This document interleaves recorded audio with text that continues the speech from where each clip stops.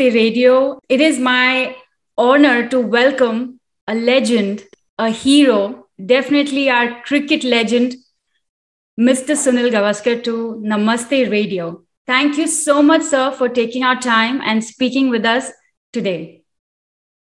It's my pleasure. I am really looking forward to my trip to Houston, to Texas, actually, over the next few days. God willing, I should be there sometime early next week. And I really am looking forward to visiting this state. I've been there once, I think, not so much. I'm not too sure about Houston, but I think I've been to Dallas for a brief visit. This time, I think I've got a little more time in the state. So hopefully, I'll be able to get to see a little bit more of the state. Yeah. Wonderful. And we here in Houston cannot wait to see you. And yes, we are talking about an evening with Mr. Sunil Gavaskar. Wow, what a dream come true for all of us here.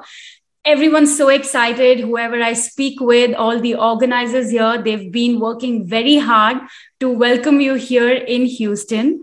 And we are talking about an evening with Mr. Sunil Gavaskar at India House, Houston on Sunday, June 26th. And it is an event in collaboration with India House Houston and Heart to Heart Foundation. Mr. Sunil Gavaskar is the chair, board of governors of Heart to Heart Foundation. My first question to you, and since you're so passionate about this foundation, please tell us a little about this foundation, sir. So the Heart to Heart Foundation has been set up a few years ago. What the Heart to Heart Foundation does is it is creating awareness about the problem of congenital heart defects amongst the children in India. So around 300,000 children are born with congenital heart defects in India itself, and some maybe around 90 to 100,000 will not even live to see their next birthday. It is as serious as that.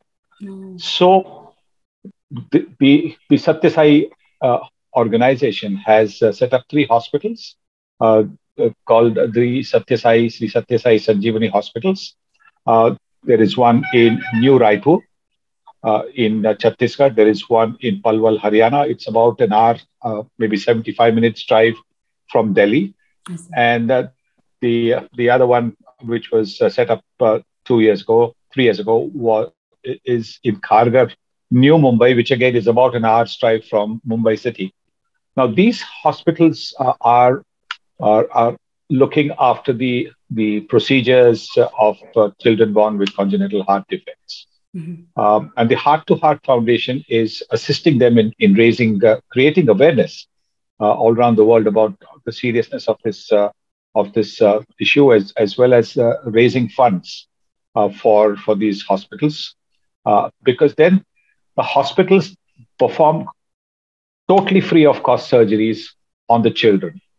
So these children come generally from the financially challenged section of our society, come sometimes mostly from the interiors of India, from the villages where there are not that many medical facilities available, and so often children go undetected with the problems that they have.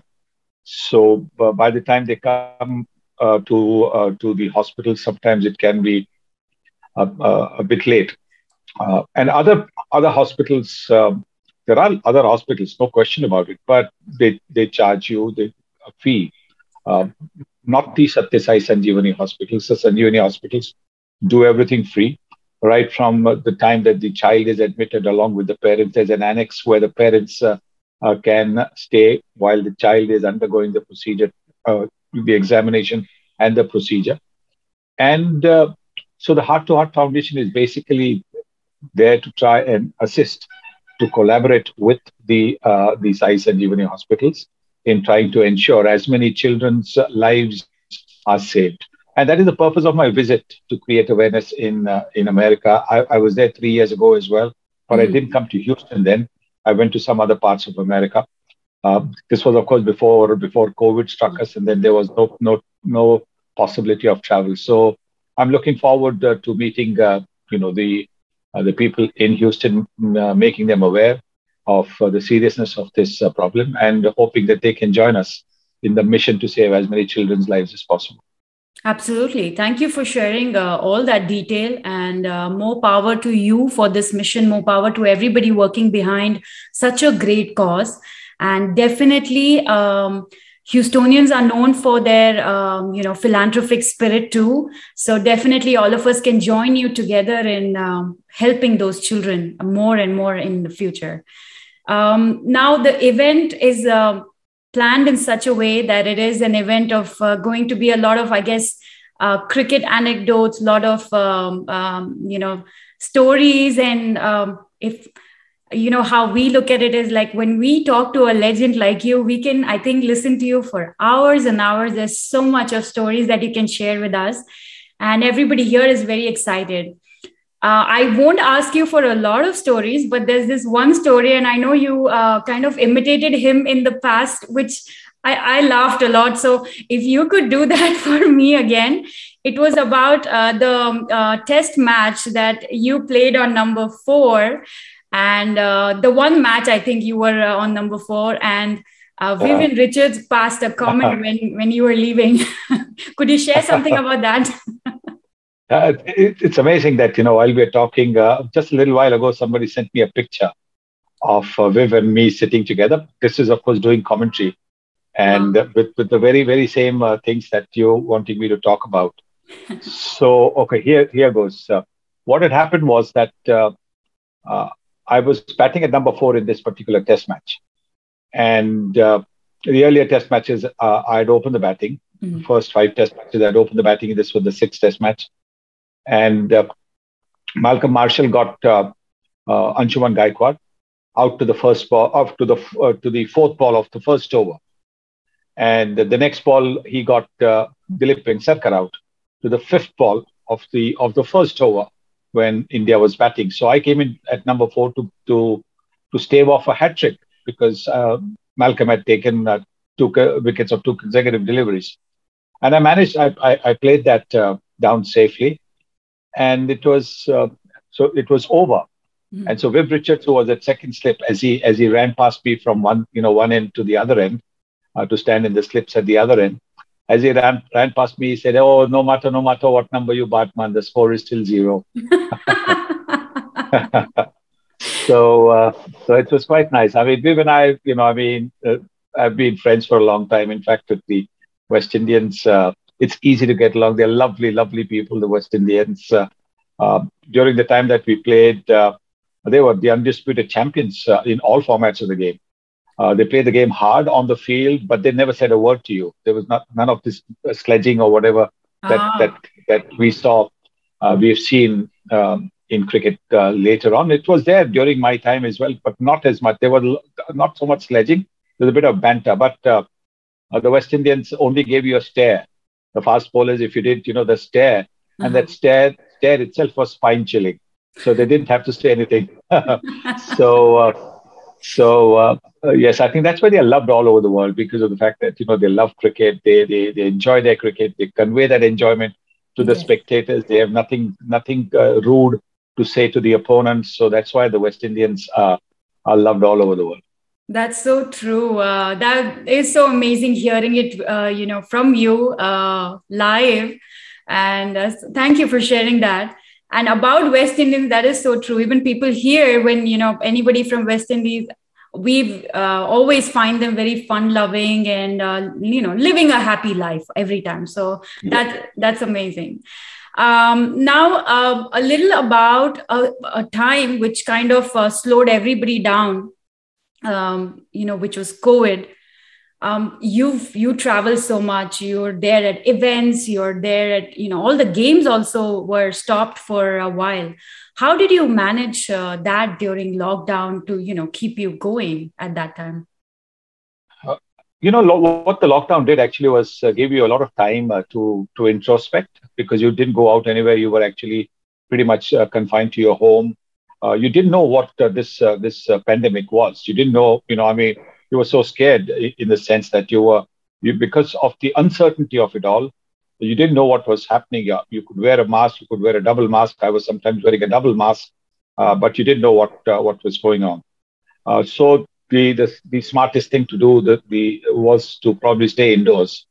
And uh, while it was difficult, because initially, because I've been pretty much used to traveling practically every 8 or 10 days, if not shorter Yeah. duration, and so therefore it was a bit tough. But once I got used to staying at home, spending that much more time with the family, I just realized what I was missing.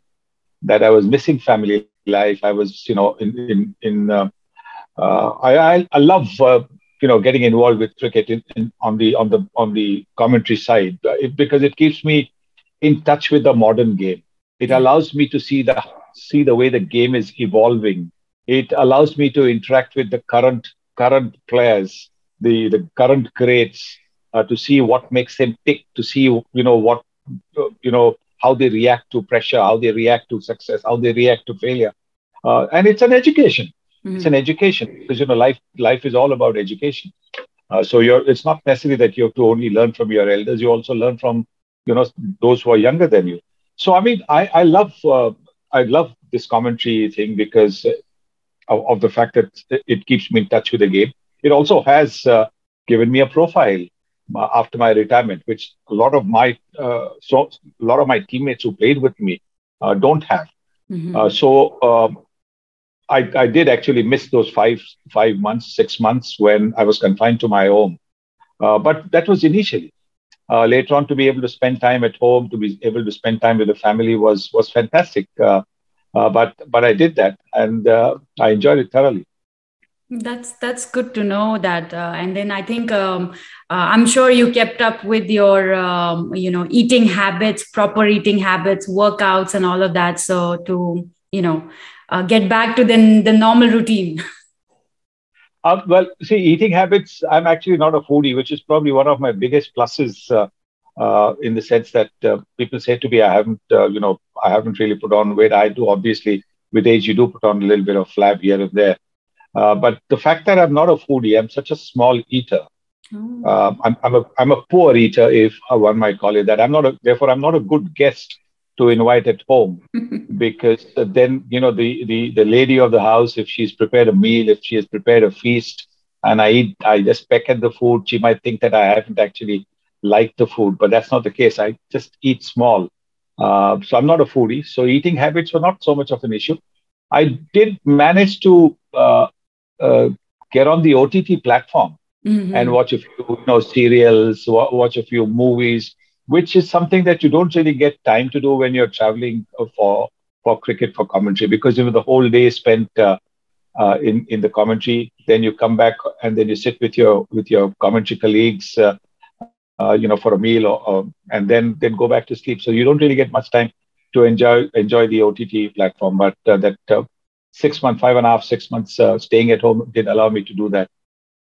I'm glad you tried on some things which you had not, really tried before because of your busy life. But like you said, COVID did make all of us try new things, get a little change in our life, introspect, reflect on things. So, absolutely. Now, one question that I really wanted to ask you was, as a celebrity, as you've seen a lot of success as a cricket legend. What would you like to tell people?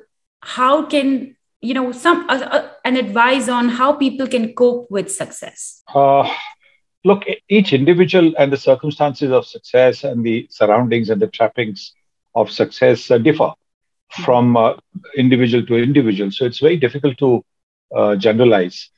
Uh, but I believe that I was very fortunate to have, in having the family that I have and having the circle of friends that I had, because they were the ones who actually didn't give a damn about what I was doing on the field.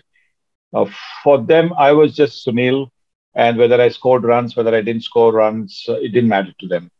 And so, if I played badly, they would tell me, "Oh, that was a terrible shot," or something like that. Or, that was not correct. Or if I wrote in a column that um, I write columns still regularly, and they would say, "That's not. I don't agree with your column." They would probably support me in public with if they were to meet somebody else, but in front of me, they would say, "Oh no, that's not correct. What you've written is not right, or whatever it is." I'm very fortunate to be having that kind of a family and that kind of a circle of friends Mhm. who treat me just like I am. I mean, like they don't. Um, there's no deference or anything of that sort. If I might use the word deference, and that has probably helped considerably. Mhm. Also, I think uh, when I was playing, I was very intense because for me, representing your country was an incredible honor. It was just a privilege that you were selected amongst the millions of people who play cricket, or the hundreds who played this game of cricket to represent your country. And so I was perhaps a little bit intense then. Um, but over the years, I think what has happened, and I think it's a question of mellowing with age as well, perhaps. I think the lighter side has come to the fore a lot more, and a lot of people who saw me on the field, and a lot of people who now meet me, they just are amazed. They say, "Oh, we didn't expect this. We didn't. Your image is of such a serious, intense guy, but you're completely the opposite." So I think what has happened is that, particularly as far as commentary is concerned, I don't take myself seriously. I I commentate seeing what is happening, and yes, there will be some strong opinions when you do that. But for me, doesn't matter if my opinion is agreed with or not. It's not that I feel that my opinion has to be taken seriously. No, nothing of the sort. I don't take it seriously at all. Uh, I mean, I'm serious about my profession. I'll do my homework before I go to the day's work. Luckily we have our statisticians and production guys who give us all the details before we go to the match as to the milestones ahead for today's game or the next day's game, etc., etc. So you are a bit prepared as to your homework as to what's likely to happen, what has happened at that venue over the last few matches, what is the weather like, all these factors, wind factor, boundary distances, though that kind of homework you do, Mhm. definitely. But at the end of the day, I don't think, when I'm saying something, it's more like it's more like I'm sitting with a friend and watching a game of cricket. But the only difference is that while watching the game of cricket, I have a mic in my hand. I mean, it would be otherwise, if you would be in the stands and watch the game of cricket, and then you would be talking about, what happened. But accepting, I mean, of course, the language there would be different. But on commentary, it's a different language because you'll talk more of the cricketing language. Right. And then plus a lot of people are listening to you. So you you, Yeah, you so have to say. just to be a little bit careful with words. Yeah. Wonderful. Thank you so much for sharing that. In cricket, do you see a big culture change from the times that you've been involved in cricket? Yes, huge change. It's a huge change because uh, with cricket being covered on television Mhm. and now on the OTT platforms as well, it's uh, it's a sport, but it's also become entertainment now. Right. While earlier on, because it was entertainment, but not the extent of not the kind of entertainment that is envisaged today. So yes, there has been a change in attitude, approach of the players, of the officialdom in looking at matches. So that has been the change, definitely. On the playing front, different shots that have come through. Uh, the game has seen a completely new dimension as far as cricketing. The batting shots are concerned.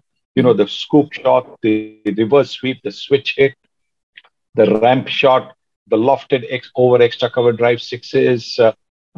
These are shots that you very seldom saw when we played the game. So Mhm. these shots have actually added to the attraction and to the entertainment factor. With the bowling as well, you've got now the slow bouncer, you've got the back of the hand delivery, you've got the knuckle ball, you've got the slower delivery, all kinds of different deliveries, which again have added, a great deal as far as the watching factor is concerned, the entertainment factor is concerned. So the game certainly has developed hugely, and it's become entertainment. And I think I love watching the modern game Mhm. for the simple reason that there's so much of athleticism that you get to see. I mean, today look at the fitness levels of the players, the agility, the way they chase the balls, the way they slide and stop, the way they relay throw, the way they catch balls, they take catches on the boundary, and then they go toss the ball up in the air, go across to the boundary, over the boundary, and then come back onto the field of play and complete the catch. I mean, these are things that just have added great Right. value, great entertainment value to the game, and that's why the modern game is such an enjoyable experience. Absolutely, absolutely. Thank you for sharing that. And now coming back to our event, which is next Sunday, June 26th, at India House, Houston. Now, as a philanthropist and founder of Heart to Heart Foundation, it is you have so much passion for take helping people. Similarly, in Houston, India House is known for the same passion. They offer a lot of free services and like charity clinic, food distribution, yoga, and many more free classes to underprivileged communities, seniors, and children. And in this event, also, all proceeds are going to be given to Heart Foundation. So, will we see more collaboration between Heart to Heart Foundation and India House Houston in future? Definitely, yes. I think what the India House, as you told me, are doing is amazing. That is truly tremendous. And congratulations to everybody at the India House for the way they're doing this. And more strength to you, and more power to you to do as much good as you can. And yes, look, I've been a cricketer, so I've been in a team sport. So when you're in a team sport, you're looking at partnerships. As a batting unit, you're looking at partnerships. As a bowling unit, you want partnerships, because if you're a bowler, you want the bowler at the other end not to be leaking runs. You Right. want him to also bowl tight, even if he's not getting wickets. So it's all about partnerships. And certainly, I think if there is a way forward with partnerships with the India House, definitely Heart to Heart Foundation would be only too happy to be able to do that. Wonderful. Thank you so much. And India House is, so happy that this event is happening at India House with collaboration with them. And they are proud actually to be able to host this event and really waiting to welcome you here in Houston. Now, before we let you go today, is there a message for the Houstonians before we see you in person next week here? Yes, I want to say to all the Houstonians that I've heard so much about your philanthropy. I've heard so much about how you want to help fellow human beings, and I just want, therefore, to be able to, to meet up with you, shake your hands, make you aware of what we are doing with the Heart to Heart Foundation, and hopefully you will join us in trying to save as many children's lives as possible. By the way, if I may just add that the Sai Sanjeevani hospitals, while obviously being in India caters to Indian children, we've also had children. We also have children from other countries for treatment. There have been children from Afghanistan. There have been children from Sri Lanka, from some parts of Africa. So we've had. It's not So I mean, I'm sure if America has, of course, got probably some of the most modern hospitals and technologies. So probably uh, children might not be coming to India, but point that I'm trying to make is that Sai Sanjeevani hospitals have been treating uh, children from all over the world. They've also opened up a hospital in Fiji recently. So we're trying to open as many hospitals as possible, and every single hospital, every single patient is treated totally free of cost. Wow, that's amazing. Commendable work. Thank you so much for sharing all of that. And thank you for, for me personally, this was such a uplifting, thing to hear all of this. So motivates me a lot to do so much more in life. Thank you so much, sir, for talking to me. And I can't wait to meet you in person next week here on June 26th on Sunday at India House, Houston. Look forward to that as well. Take care till then. Stay safe and healthy. Thank you. Thank you so much.